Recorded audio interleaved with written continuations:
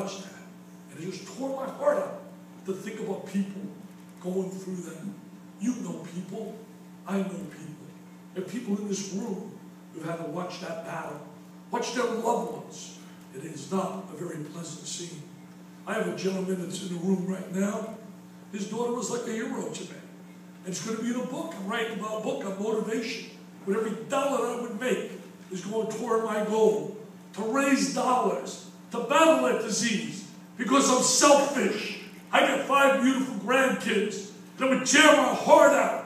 It would tear my heart out if a doctor walked in and said, your child, unfortunately, has cancer. It would tear my heart. I can't imagine what some of these parents have had to face. My friend who's here, flew me here today, can't do enough, I said today, to help others, to extend a hand. His little girl's never ever coming back, but yet he wants to give a helping hand to people who are really struggling. I met Marty Hager today, who's here. His little boy is battling brain cancer, 13 years of age. And it's not a pleasant time for a family to watch their child go through chemo and radiation. I will never forget Patrick. Patrick, please stand. Stand, Patrick. Patrick, give Patrick a big hand.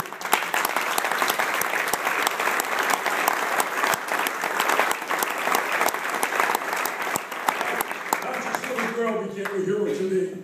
How courageously she fought, and she fought, and I mean she battled. But there's one day, and we all have days in our lives that stand out. I get very emotional about them. I could come here today, and I could joke with you, and I could tell story after story about basketball. That's not why we're here. That's not why Joe Allen and Craig. It tore my heart out to watch you put on this event, bust your unbelievable gut to bring pride to your community. And who donates the money for those paintings? The Mentians. That just tears my heart out. It tears my heart out because there's no way you should have done that, Craig. But you do it because you care. You give a damn. And I know you give a damn because I know what you've done for us with the V Foundation. But I will never forget a day. Patrick, I want you to think about this because we think it can't happen to us, but it does happen. And it happens quickly. And then it's a shock, like you cannot believe. This beautiful little girl was running around SeaWorld. What's SeaWorld? She had pain in her knee. She came home from that pain in the knee. After 3-4 days, they went to a doctor. The doctor said growing pains. The growing pains didn't go away. The pain continued. The pain continued like you could not believe, to where she was hysterical and crying and crying. They went back and did an MRI.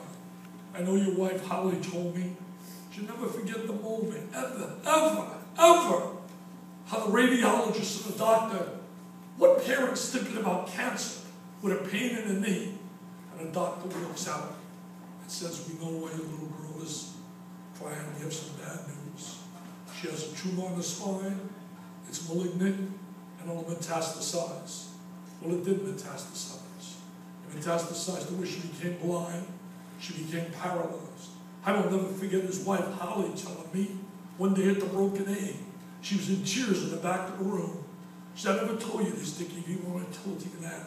His wife's a gorgeous lady, too. And Peyton just looked like the mom. She said to me, I will never forget how my little girl would cry and say, Mommy, Mommy, I thought you loved me. 5-year-old girl. I thought you loved me, Mommy. Why do you make me go for those treatments? I hate those treatments. And she'd say, did it make you better, Peyton? We're doing it because they make you better. But she knew otherwise because the doctors told her it was need a miracle to save her. She'd go to her room and she'd cry for hours and hours, knowing that her little child was going through that pain.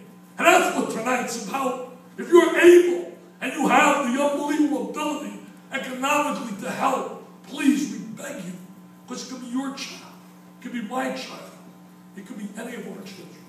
And then there's one day, I said it stood out to me. My wife and I, we have 5 beautiful grandchildren. They're healthy, between the ages of 5 and 10, And this time has had to be at least, oh God, Peyton has passed at least 4 years now. 5 years, should have been 10 this year, right, Patrick? Should have been 10 this year. So about 4 or 5 years ago, my wife and I and my grandchildren, as a vacation, I took my whole family, and we took them to the Atlantis. If you've been to the Atlantis of Bahamas, it is out of this world. It's a kid's delight. Swimming pools all over, slides, over the sharks, and I'm sitting there, we're laughing, having a great time. My wife and I, looking at our grandkids, running around, jumping in, diving off the wall, the sliding ponds, and the phone rings. Dick, it's Patrick. I have to set the table for you.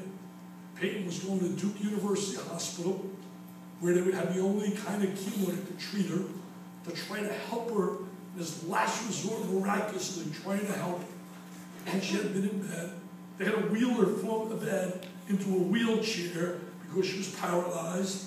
And she couldn't get out of bed. They had to feed her in bed. But this day he called up real excited, real happy. He said, Dick, I feel so good today. I'm so happy. I said, that's great, Patrick. What happened? He said, I'm not going to believe this. I'm going to be able to take Peyton today to breakfast. They're going to be able to get her out of bed and get her to go to breakfast. Oh my God. I didn't tell Patrick this.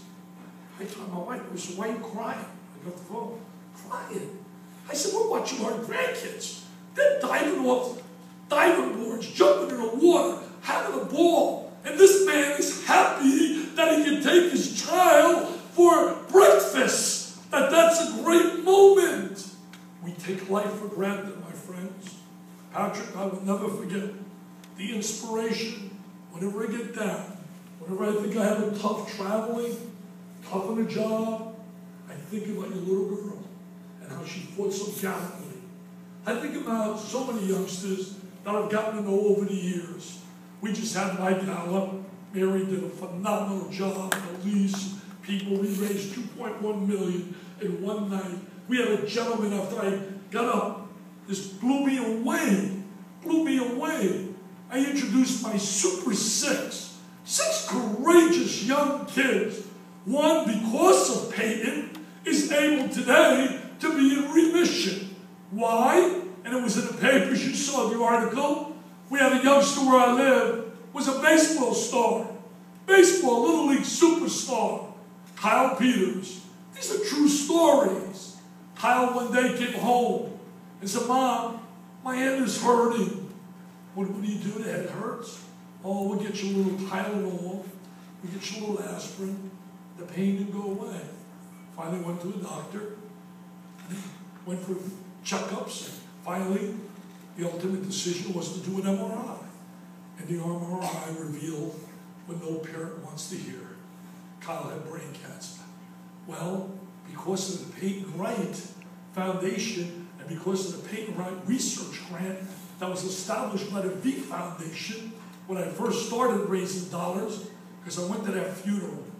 And I went to their funeral and I saw Patrick and I saw his wife Holly speak at the funeral as the little girl's being laid to rest.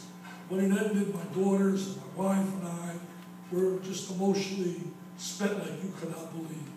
And I get the emotion in me sometimes, the Italian in me, and I ran over to Patrick and I ran over to his wife. And I said, I'm telling you this right now. I said, I promise you, a year from now, I'm going to raise $1 million for your little girl and her name to help other kids. We can't bring your little girl back, Patrick and Holly, but we can help other kids. When I got in the car, my wife said to me, do you realize what you just said? $1 million? And I got my buddies together, and the Mateals, and all our people, we united and we raised that money.